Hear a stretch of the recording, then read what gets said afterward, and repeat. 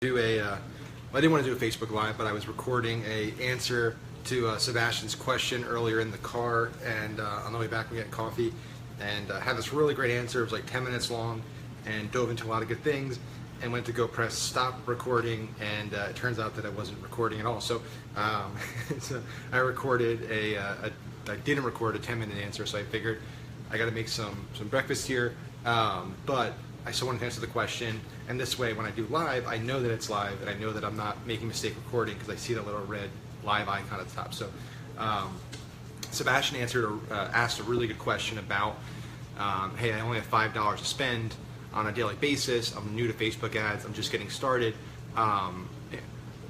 when do I know when to pull ads, when do I know when to scale? I mean, basically, how do I get started with identifying winners and losers?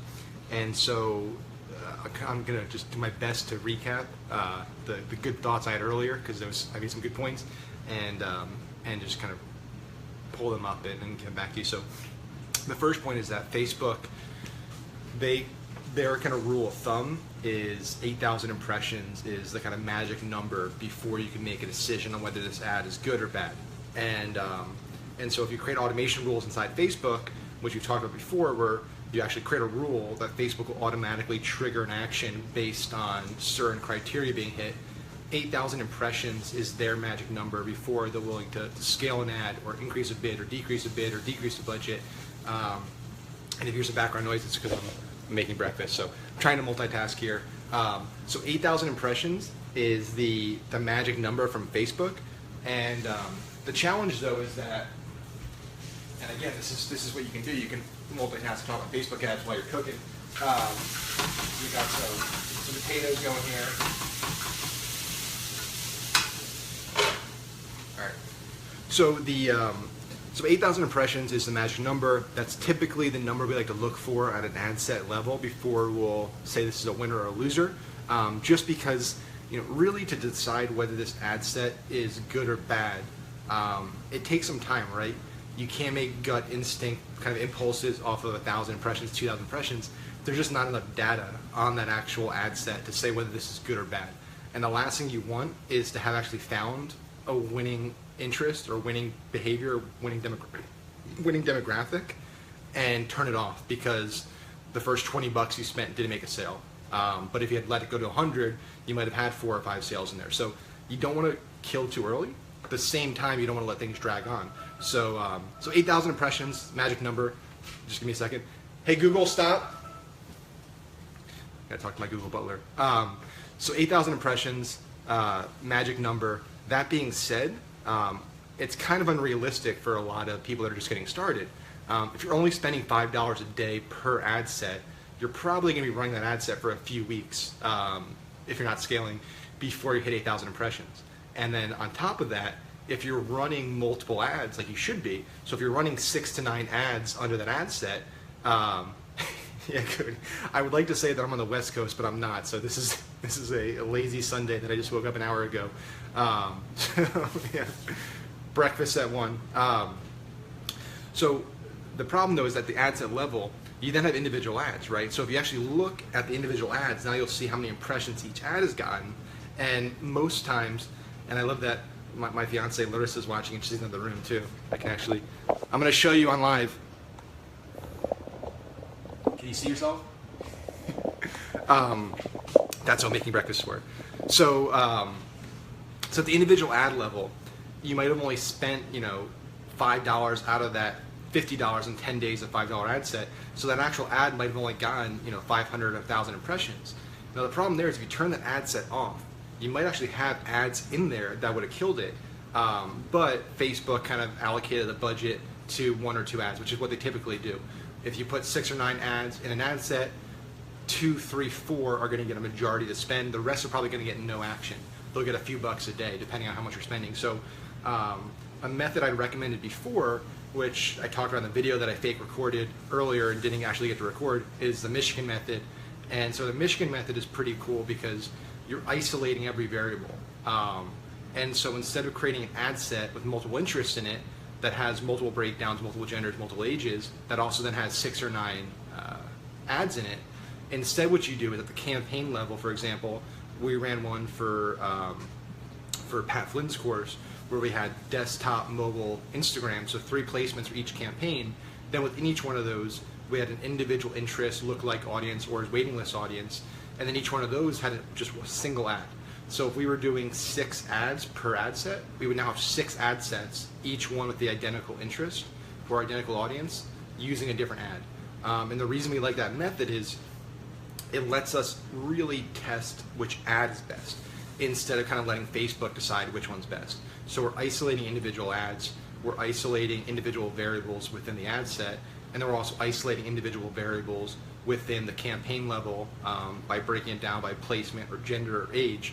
Now that method is more effective if you've been running some traffic for a while and you already have good data to decide which placements are best, which genders, which ages are best, and then you can isolate those. If you're just getting started, what I'd recommend is go through graph search, audience insights, do your market research, use spy tools, and isolate your audience. And then they don't, so Hector, that's a great question, and I thought the same thing, so I'm going to be, give me a sec.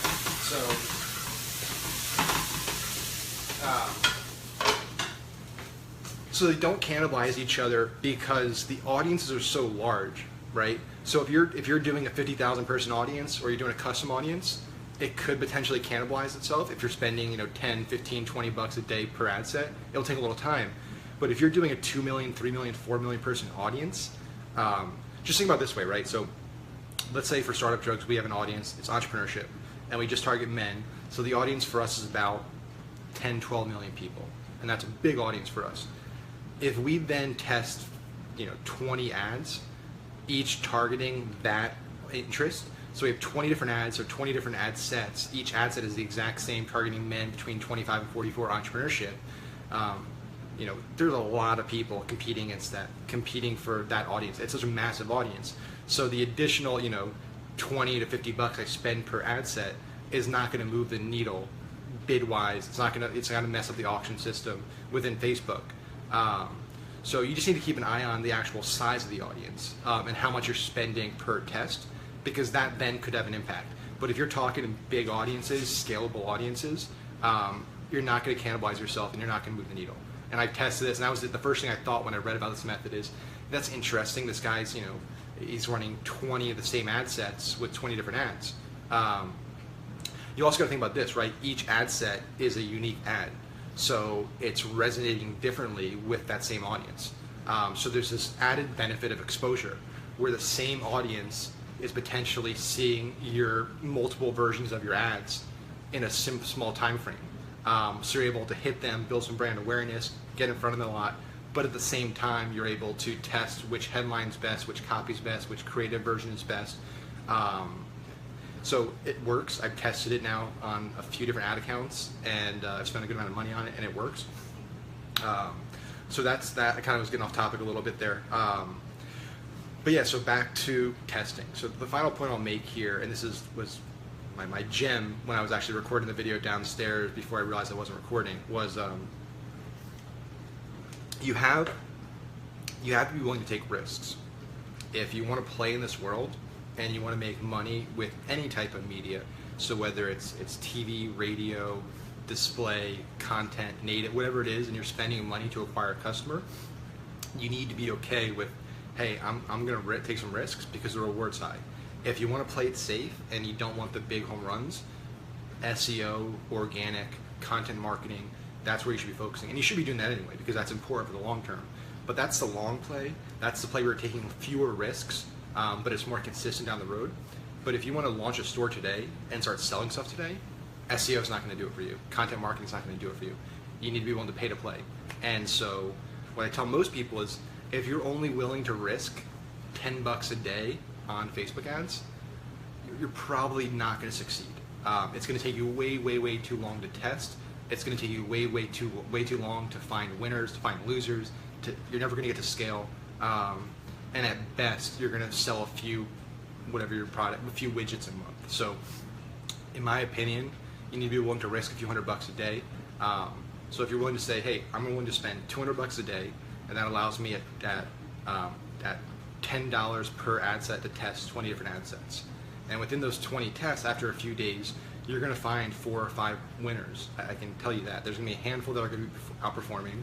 Most are going to lose, but you found those quickly, and now you're able to take those 4 or 5 winners. You're able to isolate what worked there, so which genders, which placements, which ages, what interests within those, and now I'm able to turn off all those losers, reallocate that saved budget into the winners, and further test variables within those, and so on and so forth, until you get to a point now where you've isolated very, very specific pieces of data that now I can work on scaling, and now I can bring in things like manual bidding, really advanced strategies that'll let me scale effectively. So I hope that that answered your question, Sebastian.